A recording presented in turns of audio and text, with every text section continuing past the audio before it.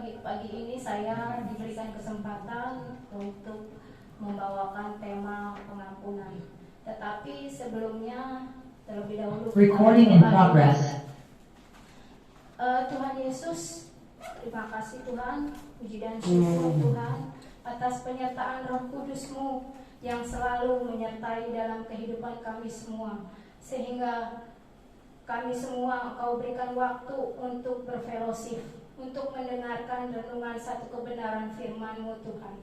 Tetapi sebelumnya Tuhan, saya dan kami semua akan minta ampun atas pelanggaran dosa yang sudah kami perbuat Tuhan, baik lewat pikiran, perkataan, dan perbuatan kami Tuhan Yesus.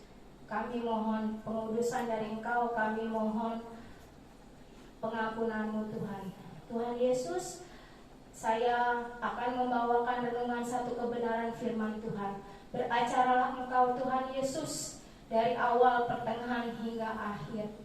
Tuhan Yesus, urapilah hati, pikiran, dan perkataan hamba-Mu ini, supaya saya bisa membawakan satu kebenaran firman-Mu Tuhan dengan lancar tanpa satu kurang apapun. Tuhan Yesus, apabila ada roh jahat yang mengganggu akal pikiran saya, juga perkataan saya usir, saya tolak kuasanya dalam kuasa Tuhan kami Yesus Kristus. Biarlah kami di sini bisa menjadi pewarta-pewarta Injil-Mu Tuhan. Kami juga bisa menjadi pelayan-pelayan-Mu.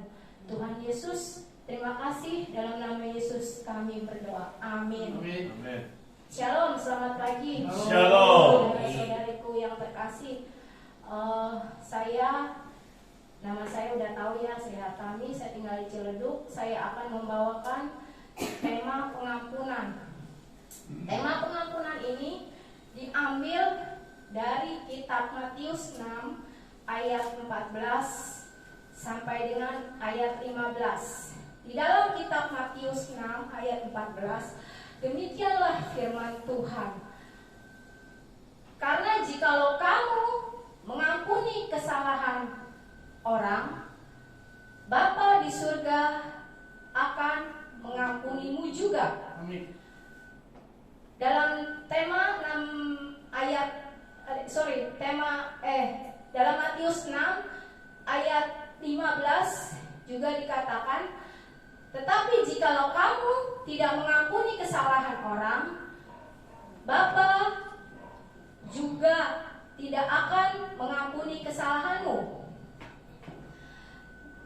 Pengampunan merupakan anugerah terbesar yang Tuhan berikan untuk saudara dan saya. Amin. Apa sih arti definisi pengampunan? Pengampunan adalah rekonsiliasi.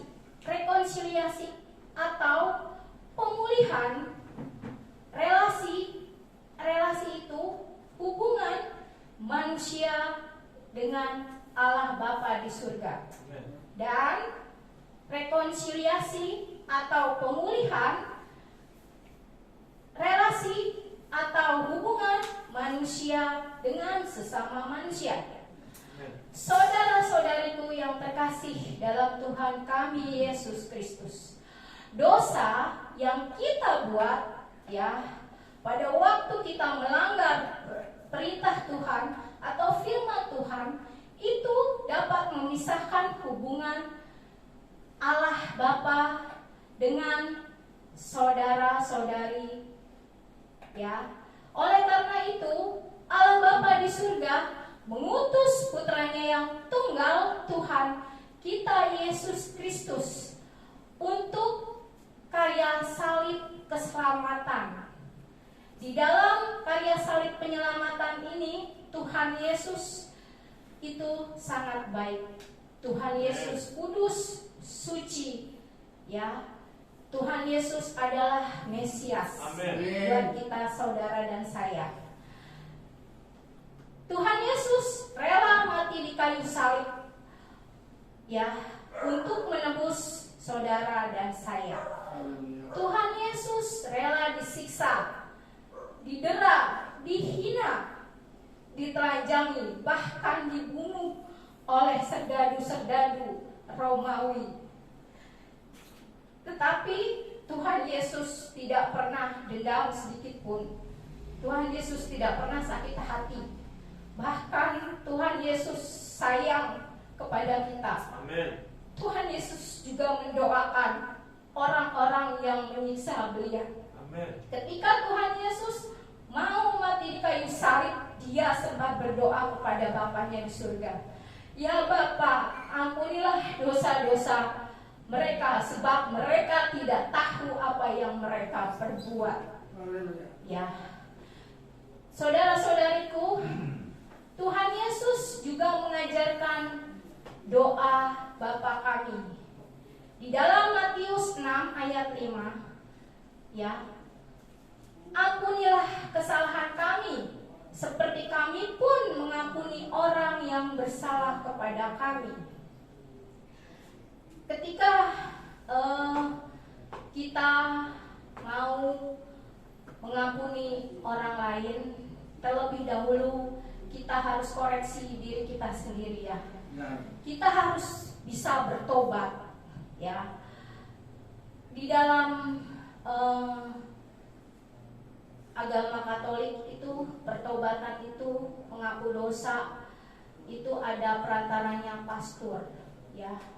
Pastor itu memberikan doa pertobatan buat orang-orang yang mengaku dosa, termasuk buat saya. Saya diberikan pertobatan, doa pertobatan oleh Romo. Melalui pengakuan itulah, dengan kerendahan hati saya, dengan segenap ketulusan hati saya, Romo berdoa dan Tuhan menghapuskan dosa-dosa saya. Di dalam kitab Yohanes 1 Yohanes 1 ayat 9b juga dikatakan, jika mengaku dosa, maka ia akan setia dan adil, juga akan menyucikan kejahatan, bahkan menjauhkan kita dari kejahatan. Ketika kita bertobat, mengaku dosa kepada Allah Bapa di surga, disitulah Allah akan setia kepada kita, akan setia dalam perkara hidup kita, akan setia dalam perkara pengampunan, ya. Juga Allah akan menghakimi buat kita kelak ketika kita dipanggil Allah Bapa di surga. Karena Allah adalah hakim yang adil, hakim yang bijaksana. Saudara-saudariku, jika kita mengaku dosa, maka kita akan dijauhkan dan disucikan dari kejahatan. Amin. Sebab dengan bilur-bilur darah Tuhan Yesus yang suci, kita akan dihapuskan dari dosa-dosa kita, bahkan kita akan dijauhkan dari kejahatan. Di dalam kitab Matius 18 ayat 21 sampai 22 juga telah difirmankan. Petrus bertanya kepada Tuhan Yesus, Tuhan, sampai berapa kalikah saya harus mengampuni saudara-saudara saya yang bersalah? Lalu Tuhan Yesus menjawab, bukan hanya 7 kali, tetapi melainkan 70 kali 7 kali. Aduh, saudara-saudariku ya, sebagai manusia yang penuh dengan keinginan daging, manusia yang tidak sempurna, kita susah ya untuk mengampuni dosa orang yang segitu banyak ya. Karena di hati kita ini masih ada dendam dan sakit hati ya. Tetapi Tuhan Yesus mengajarkan kita harus bisa mengampuni orang tanpa batas. Sebanyak-banyaknya orang berbuat salah, harus bisa kita ampuni ya, berkali-kali pun harus kita ampuni. Seperti Tuhan Yesus bisa mengampuni manusia tanpa batas. Jadi Tuhan Yesus sudah memberikan teladan yang baik buat kita, supaya kita bisa mengampuni seperti Tuhan Yesus mengampuni atau menebus dosa saudara dan saya tanpa batas ya. Nah, di dalam kitab Matius 18 juga dikata 18 ayat 27. Lalu tergeraklah hati raja ya akan belas kasihan akan hambanya, sehingga raja itu membebaskan dan menghapuskan hutang hambanya. Ini ibarat raja itu seperti Tuhan Yesus yang punya belas kasihan, ya punya kemurahan hati untuk bisa mengampuni kesalahan saudara dan saya, menebus kesalahan saudara dan saya. Saudara-saudariku, saya punya satu kesaksian. Beberapa tahun yang silam, saya punya akar pahit, punya luka batin yang mendalam. Waktu itu saya ditinggal oleh mantan suami saya. Saya punya beban ya yang ya cukup berat lah. Saya punya beban kiri kanan untuk bertanggung jawab atas dua anak saya. Tetapi saya bersyukur Tuhan sayang pada saya. Saya diberikan teman untuk saya bisa berkomunitas. Disinilah saya berkomunitas. Saya dipertemukan oleh seorang hamba Tuhan, suami istri. Saya bisa curhat dengan beliau. Setelah itu saya didoakan oleh beliau, saya dinasehati melalui satu kebenaran firman Tuhan. Nah, disitulah Roh Kudus mengingatkan dan mengajarkan saya untuk saya bisa melepaskan pengampunan buat orang yang menyakiti saya. Di situ saudara-saudariku, kesaksian saya ya, 10 menit kesaksian saya. Bukan hanya di situ Roh Kudus mengajarkan saya untuk melepaskan pengampunan, tapi saya diingatkan oleh Roh Kudus akan buah-buah roh. Buah-buah roh itu apa, saudara-saudariku? Kasih, mengampuni, rendah hati, ya, juga bisa menguasai diri, panjang sabar. Saya selalu diingatkan oleh Roh Kudus dalam doa-doa saya. Saya bisa melepaskan pengampunan buat orang lain. Semua itu butuh proses, saudara-saudariku.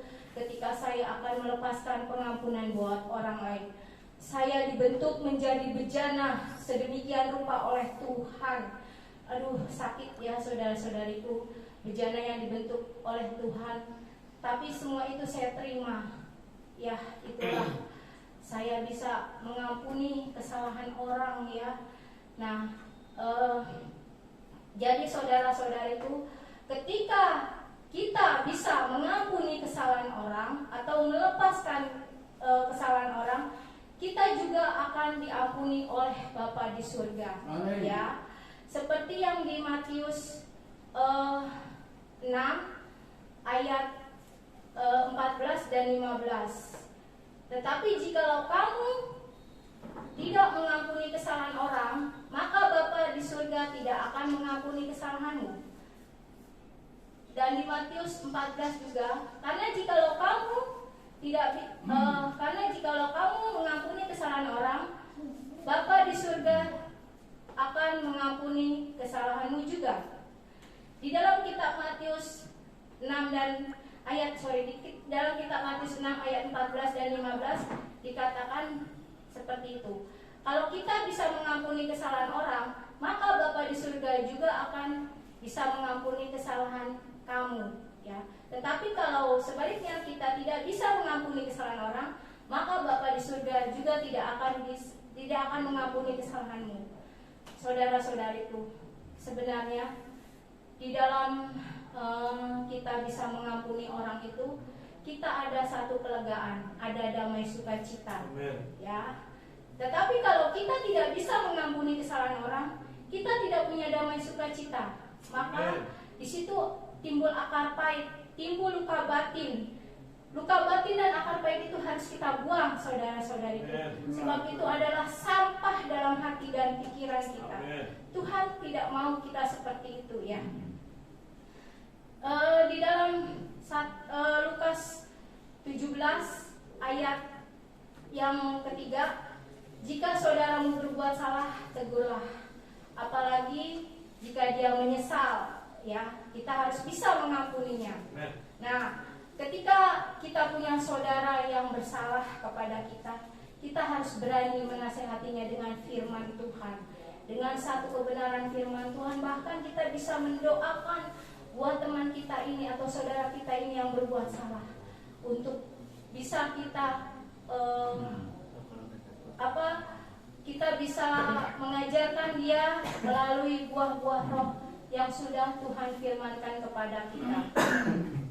Saudara-saudariku, kesimpulan dari firman yang saya bawakan ini, Tuhan berpesan kepada saudara dan saudari saya, jika kita bersalah kepada orang, kita juga harus bisa minta maaf atau minta pengampunan kepada Tuhan. Amin. Kita bertobat kepada Tuhan. Amin. Sebelum kita bisa mengampuni kesalahan orang, ya. Terus yang kedua, kita bisa membaca dengan firman Tuhan, dengan buah-buah roh, ya, yang Tuhan Yesus ajarkan dalam kasih. Buah-buah roh itu, ya, dengan kasih, panjang sabar, rendah hati, menguasai diri, juga dengan lemah lembut. Disitulah Roh Kudus akan selalu mengingatkan kita dalam buah-buah roh. Juga saudara-saudariku, di dalam kitab Matius 18 ayat 35 juga dipesankan, Tuhan Bapa di surga, ya, tidak akan bisa mengampuni kesalahan kita apabila kita tidak mengampuni kesalahan orang lain. Amin. Kita harus bisa melepaskan kesalahan orang itu, walaupun dalam proses, ya, dalam proses yang Tuhan bentuk menjadi bejana yang sedemikian rupa, sehingga suatu saat nanti jika kita kelak dipanggil Tuhan, kita bisa masuk surga. Amen. Karena kita bisa mengampuni, bisa melepaskan kesalahan orang itu dengan segenap hati kita, setulus hati kita. Amen. Itu pesan dan kesan dari Tuhan yang Yesus ajarkan untuk kita semua melalui firman-Nya. Terima kasih, Soli Deo Gloria. Tuhan Yesus memberkati. Recording